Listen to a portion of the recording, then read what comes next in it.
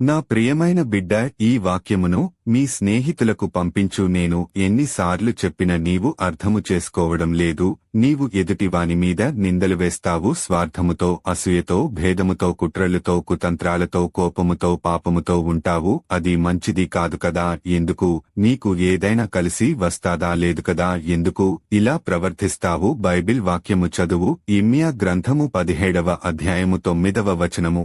హృదయనుకు ఉన్నంత కపటము దేనికిని లేదు. దాని రోగమును కుదర్చలేము. దానిని ఎవడు అర్థము చేసుకోగలడు? ప్రభుడనైన నేను మనస్సును పరిశీలింతును, హృదయమును పరీక్షింతును. ఒక అపమానము చెబుతాను విను. పాముకి కోరల్లో విషము ఉంటే మనిషికి శరీరమంతా విషమే. విషపు చూపు చూస్తావు, విషపు మాటలు మాట్లాడతావు. ఇలా ఉంటే నేను నిన్ను ఆశీర్వదించను. నీవు మనసు మార్చుకొని నా వైపు తిరిగి ప్రార్థన చేస్తే నిన్ను క్షమిస్తాను. ఇక పాపము చేయకు సుమ. నీ దేవుడైన ప్రభువును నేను నిన్ను ఆశీర్వదిస్తున్నాను. ఆమెన్.